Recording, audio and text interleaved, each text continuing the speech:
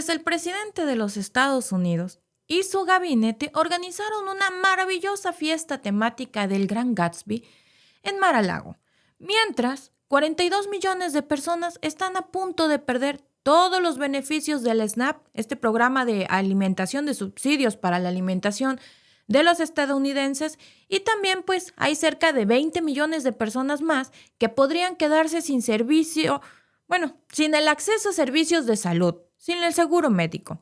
Y no estamos hablando de algo que nosotros estemos exagerando, desafortunadamente esto es algo real. Mientras estaban sonando los tambores de los años 20 y las copas de champán estaban, ya saben, el ting chocando por el brindis, y bajo la luz de unos candelabros de cristal muy costosos, el mismo día el Departamento del Tesoro, en voz de su titular, que es Scott Bessent, confirmó que sectores enteros de la economía estadounidense ya están en recesión. Eso lo dijo así, en vivo, Lo dijo en CNN. Lo dijo el 2 de noviembre del 2025. O sea, ayer. Apenas unas horas han pasado. Y fueron a menos de 72 horas de las elecciones estatales clave del martes 4. Y no solo lo dijo con resignación, lo soltó como quien deja caer una taza y se va como de, pues ya, lo dije, ahora sí que dije lo que tenía que decir, vámonos. Y esto es grave, porque viene del tipo que tiene el control de toda la chequera nacional de los Estados Unidos. Si el secretario del Tesoro dice que ya hay sectores en recesión, lo que en realidad está diciendo es no hay plan. El colapso ya empezó. Y mientras eso pasaba en cadena nacional, pues los datos oficiales mostraban algo todavía más profundo.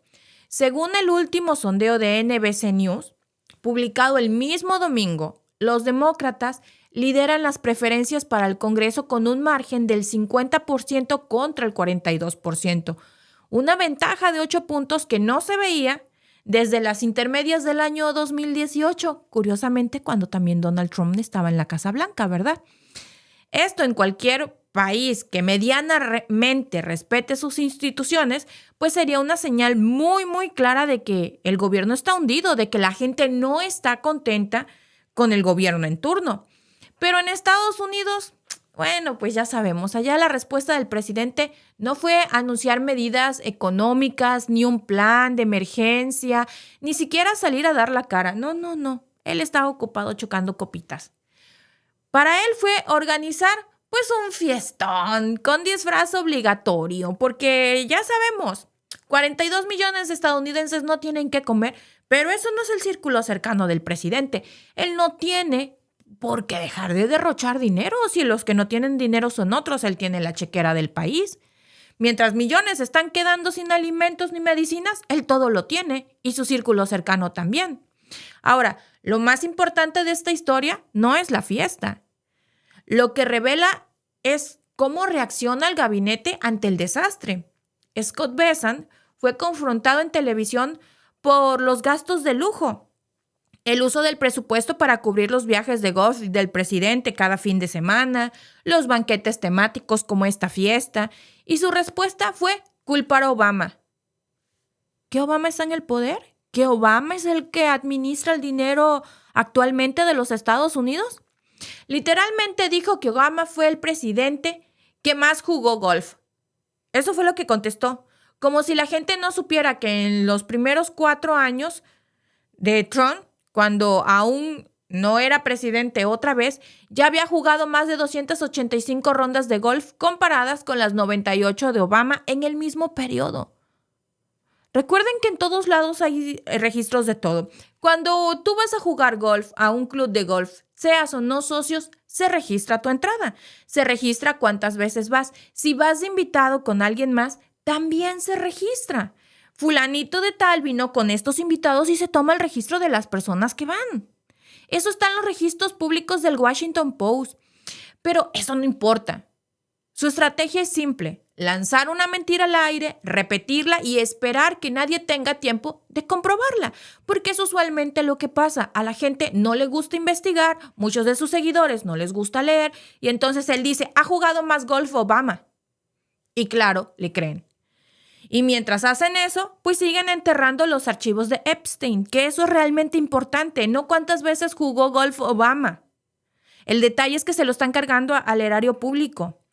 Porque en el mismo programa donde Besant hablaba del golf, apareció también el presidente de la Cámara, MAGA Mike Johnson, diciendo que los archivos de Epstein ya fueron liberados. Mentira total. ¿Quién le cree eso? Hasta el momento solo se han publicado fragmentos parciales. Lo más importante, que son los reportes completos del FBI, los videos de vigilancia, los registros de los vuelos, las declaraciones juradas, el registro de las llamadas telefónicas y todo eso, siguen bajo llave, ¿eh?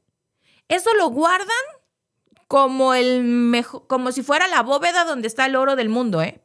Y no es un detalle menor, porque como dijo el exagente especial Brian Romm en una audiencia del Congreso en septiembre de este año, hay más de 43,000 páginas que siguen clasificadas. ¿Por qué no las desclasifican?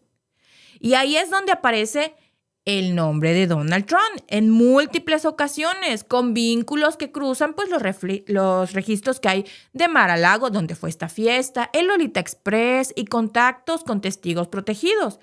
Por eso no quieren juramentar a Adelita Grijalva, la congresista de Arizona, porque si entra, los demócratas llegan a los 218 firmas necesarias para formar una votación que libere todos esos archivos. Ese es el real problema.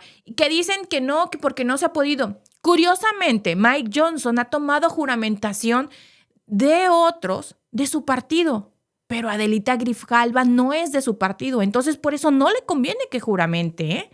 Así que no solo estamos viendo encubrimiento, estamos viendo una operación deliberada de obstrucción constitucional. Y eso se conecta directamente con otro punto de la semana. El programa de alimentos, el SNAP, que está por colapsar. El 9 de noviembre expiran todos los fondos de emergencia utilizados en 2023 y si no se renuevan, más de 42 millones de personas van a perder el acceso a sus cupones de alimentos. Y eso, pues no lo digo yo desafortunadamente, eso lo confirmó el informe del USDA publicado el 27 de octubre y que también fue ratificado por la Oficina del Presupuesto del Congreso. ¿Pero qué dijo Brooke Rollins, que es la asesora del gabinete y arquitecta de la reforma del SNAP? Que el programa es corrupto, que encontraron un tipo cobrando beneficios en 6 estados, que 5,000 personas fallecidas seguían recibiendo asistencia. Esos fueron sus argumentos para justificar un recorte que va a dejar a millones de niños sin comida caliente. Y yo digo una cosa, ok, es corrupto, encontraste esas fallas. ¿Por qué no castigas a los responsables de eso, no a los beneficiarios? Hay un problema en el gobierno. Castiga a la gente que lo está haciendo mal, pero no a los beneficiarios. Ellos no tienen la culpa de la corrupción que hay en tu gobierno, ¿eh? Como si los errores administrativos fueran más graves que el hambre de medio país. Por favor, ¿qué estamos viendo? Como si el crimen fuera que alguien necesitó ayuda y no que ellos se roben el presupuesto para construir un salón de baile de 300 millones en la Casa Blanca, como lo están haciendo ahora. O como que utilicen el dinero para llenar de mármol el baño de Lincoln. O como para el Kennedy Center, que le pongan tapices persa, butacas con el tapicería a mano. Esas no son prioridades. Prioridad es que 42 millones de personas coman. Prioridad es que más de 15 millones de niños estadounidenses tengan comida. Y si pensamos que esto es el fondo, pues espérense. El presidente no solo está recortando el SNAP, también va contra el sistema de salud.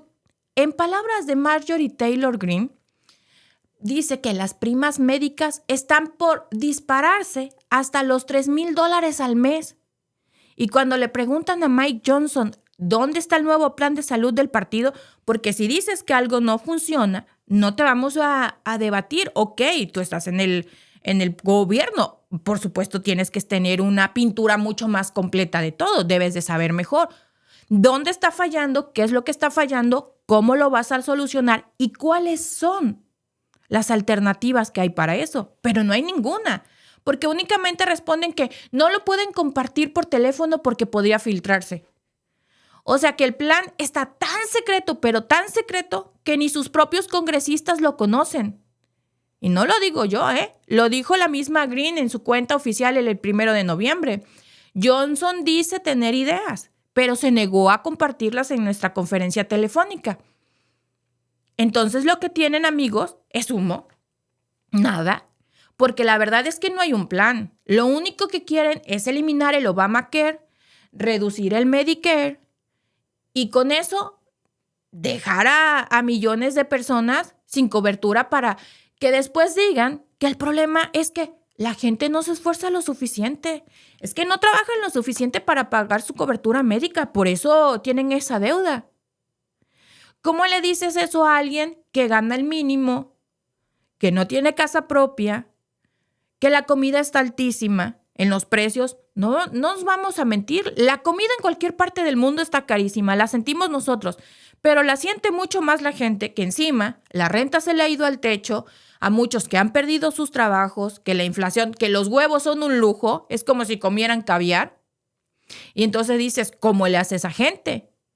Esa es la lógica del gobierno, Es que no se esforzaron lo suficiente. Convertir la salud en un lujo y luego culpar a los enfermos. Es que ¿para qué te enfermas? ¿Tú también? ¿Cómo te pones a enfermarte? Si ya sabes que no te alcanza, ¿para qué te enfermas? Y digo, para enfermar no solo hay que estar vivos. Esa es una realidad.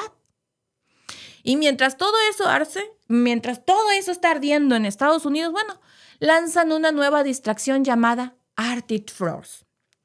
Un invento de Ted Cruz que supuestamente es el escándalo más grande desde el Watergate. ¿En qué consiste? ¿Ustedes lo saben?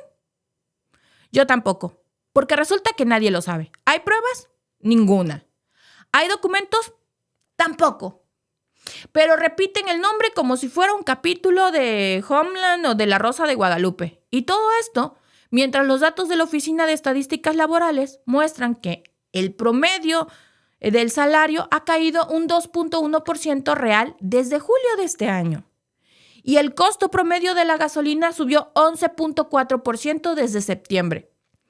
Pero no hablan de eso. Hablan del Arctic Frost, como si con eso pudieran esconder la inflación o tapar que el presidente ha recortado más de 135 programas federales desde que tomó el cargo de nuevo.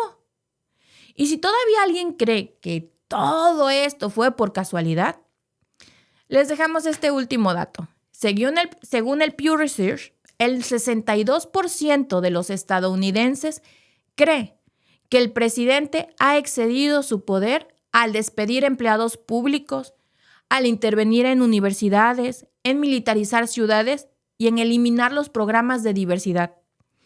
Ese mismo estudio, que fue publicado el 30 de octubre de este año, muestra que 3 de cada 5 personas rechazan sus políticas económicas y aún así, el aparato de medios lo defiende. Lo vimos en la entrevista que Kristen Welker le hizo a Gavin Newsom. En lugar de preguntarle sobre el colapso del SNAP, le preguntó ¿por qué imita a Trump en redes sociales? Porque para ellos la forma importa más que el fondo, Porque el verdadero periodismo hoy es el que hace las preguntas desde la periferia, no desde el centro del poder. Vamos a atacarlo. Mira, él está sobresaliendo un poquito más. Pregúntale por qué me imita. Pregúntale por qué quiere ser como yo. Para que todo gire en torno a la maravillosa figura del presidente y se evadan los problemas que realmente importan. ¿Cuál es el impacto real? ¿Por qué no preguntan cuál es el impacto real de que cese el programa SNAP?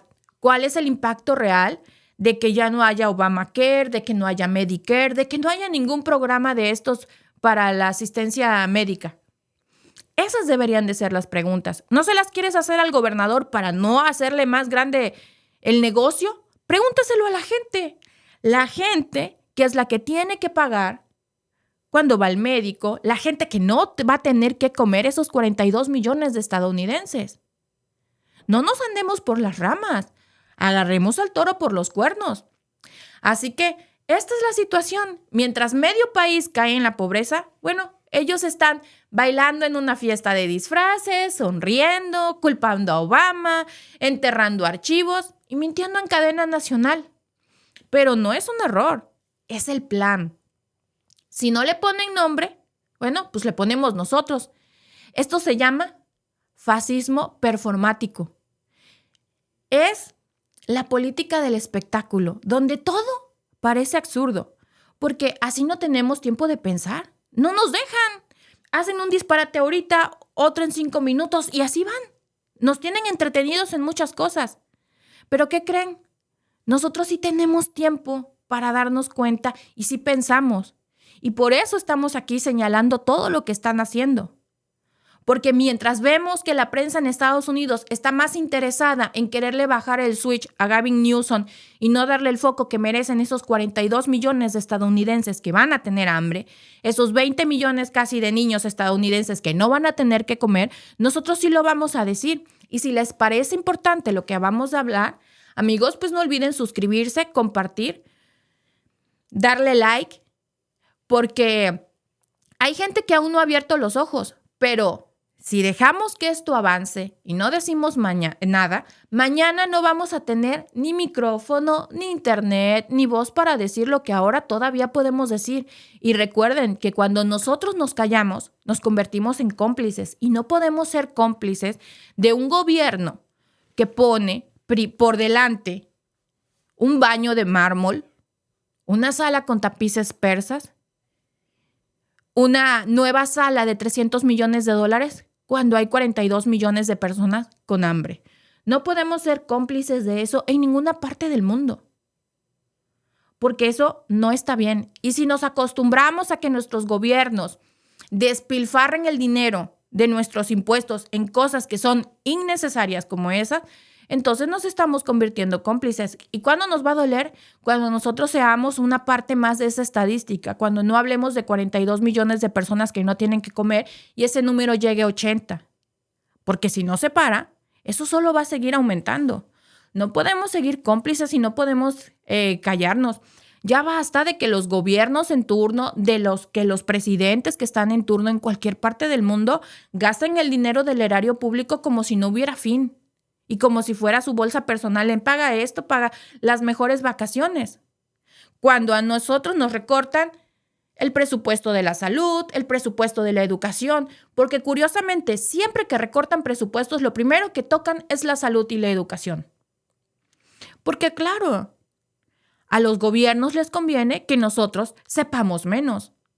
Una población ignorante es una población que va a seguir ciegamente lo que le digan. No va a cuestionar, no va a chistar, nunca va a protestar. Va a seguir como ovejita en el rebaño todo lo que le digan.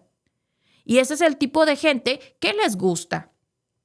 Para ellos poder seguir en el poder, para hacerse ricos unos cuantos, y entonces los demás somos los que pagamos los platos rotos y los que tenemos la culpa de todo. Y es lo que está pasando en Estados Unidos. Y miren, esto se los decimos con conocimiento de causa. Ya no lo hicieron en México.